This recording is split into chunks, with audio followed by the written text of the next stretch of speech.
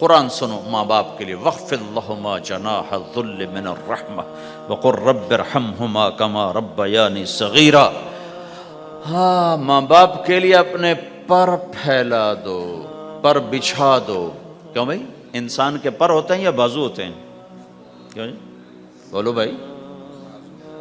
باجو، تمہاری گجراتی میں بولوں باجو، باجو ہوتے ہیں نا، پر تو نہیں ہوتے نا۔ لیکن اللہ کہہ رہا پر بچھا دو، اپنے ماں باپ کے لیے پر بچھا دو۔ پر بچھانے کا کیا مطلب؟ میں بتایا کرتا ہوں کہ اس آیت کو کسی تفسیر سے میں نہیں سمجھا، نہ کوئی تفسیر والا یہ تفسیر کی طرف جائے گا۔ یہ جو میرا کالج کا ایک دور ہے، ایک تبلیغ کا دور ہے۔ کالج دور میں جب ہمارے گاؤں کے قریب دریائے راوی ہے، اس کے کنارے جنگل تھا بہت بڑا، اس میں ہم شکار کھیلنے جاتے تھے۔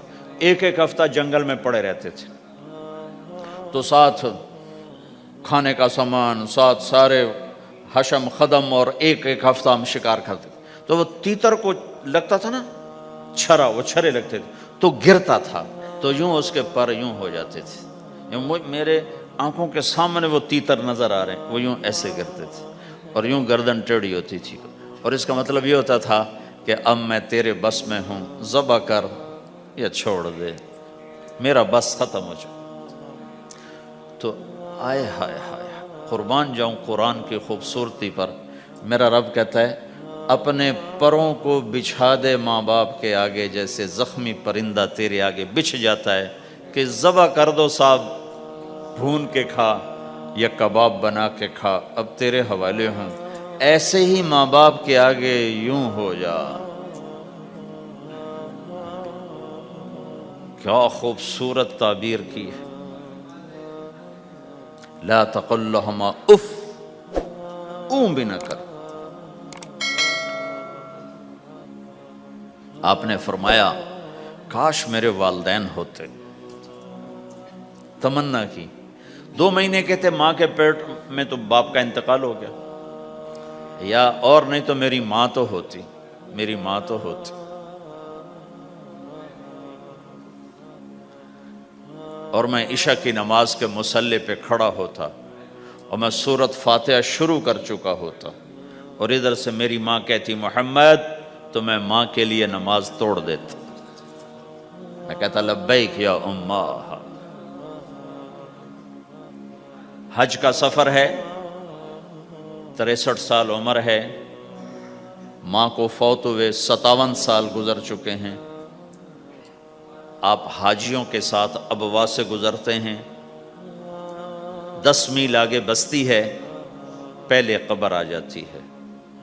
آپ نے احرام باندھا ہوا ہے، سر ننگا ہے، اپریل کا مہینہ ہے، ماں کی قبر سے گزرے 57 سال میں آدمی کیا کچھ نہیں بھول جاتا، لیکن میرے نبی کے دل کا زخم اسی طرح بھرا نہیں ہے، اسی طرح تازہ ہے۔ آپ اونٹنی سے اتر گئے اور ماں کی قبر کے سرانے آ کے یوں بیٹھے، گھٹنے اٹھائے اور ہاتھ یہاں رکھے اور سر دیا گھٹنوں میں ایسے، اور یوں سر نیچے کر کے جو روئے ہیں جیسے چھوٹے بچے روتے ہیں۔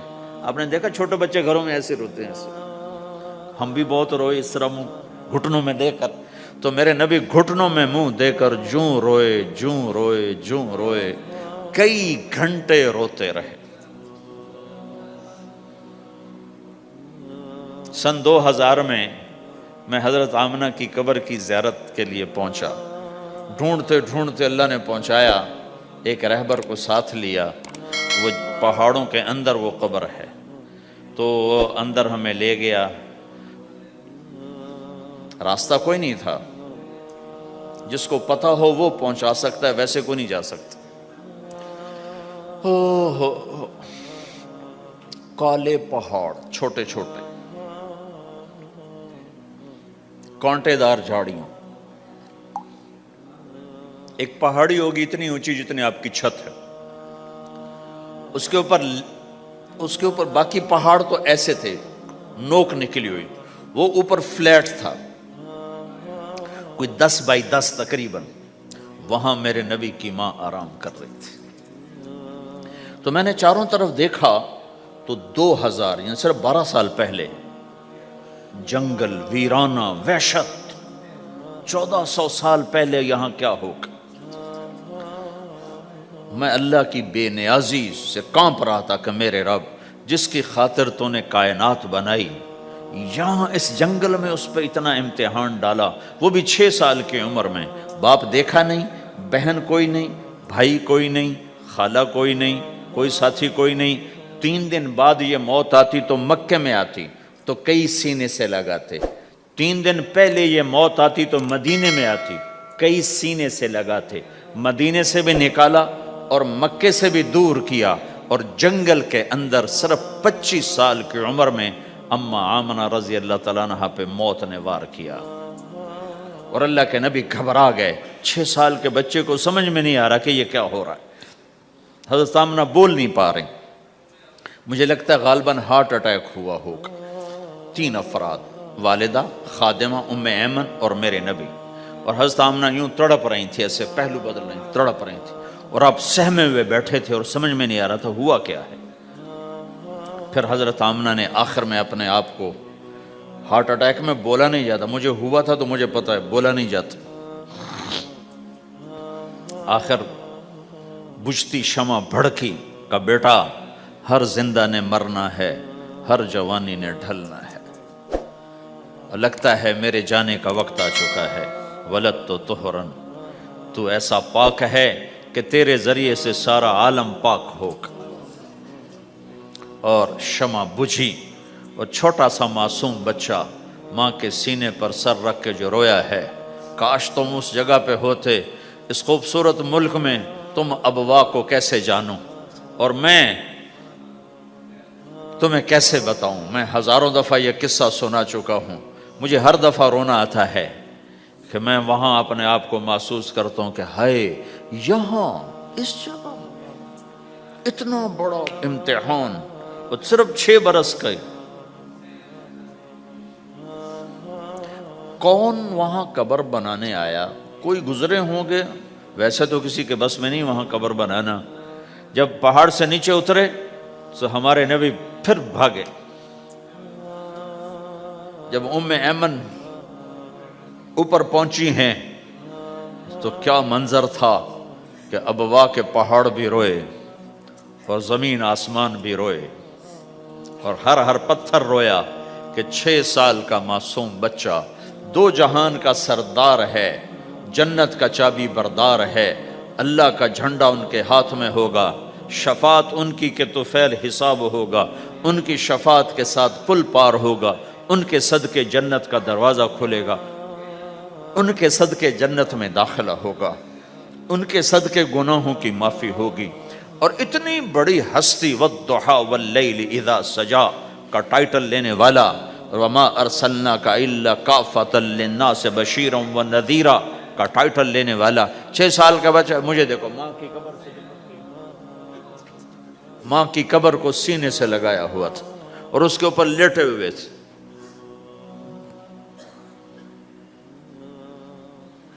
جب حضرت ام ایمن پہنچی ہیں تو اللہ کے نبی کیا کہہ رہے تھے؟ اے میری ماں، تمہیں تو پتا ہے نا تیرے سوا میرا کوئی نہیں تھا، تو مجھے چھوڑ کے کہاں چلی گئی؟ تیرے بغیر کہاں جاؤں گا؟ میرا کون ہے اب تیرے سوا؟ ام ایمن نے اٹھایا کہ مجھے چھوڑ دو، میں کہیں نہیں جاؤں گا، میں اپنی ماں کے سوا کہیں نہیں جاؤں گا۔ کھینچ کے اٹھایا، نیچے لائیں، اونٹنی پہ بٹھایا، 3 راتیں مسلسل روتے روتے یہ سفر ہوا۔ ہائے ہائے، کوئی آنسوں کو آگے، کوئی خالہ نہیں بیٹھی، باپ بھی نہیں بیٹھا ہوا، بھائی بھی کوئی نہیں، بہن بھی کوئی نہیں ہے، کوئی نہیں جس کے گود میں سر رکھ کے اب یہ بچہ سوئے گا۔ تنہائیوں کے ساتھ اب بسیرا ہے۔ تو میرے نبی کا کھانا پینا چھوٹ گیا، کچھ نہیں کھاتے تھے سارا دن، زمزم کے پانی کے چند گھونٹ پیتے تھے اور تنہا بیٹھے رہتے تھے۔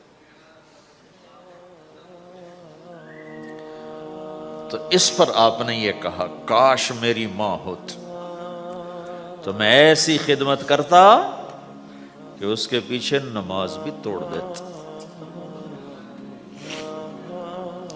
تو ماں باپ کا ایک مقام ہے جو دین بتاتا ہے بھائی، صرف پیسہ ہی بنانا سب کچھ نہیں ہے، اور بھی دکھ ہیں زمانے میں محبت کے سوا۔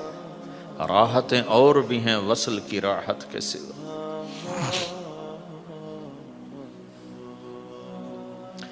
ماں باپ کا ایک مقام ہے، ان کو مقام دو، لیکن ماں کی وجہ سے بیوی پہ ظلم نہ کرو۔ بیوی کے عشق میں ماں پہ زیادتی نہ کرو۔ یہ گھر کی معاشرت ہے، یہ گھر کی زندگی ہے۔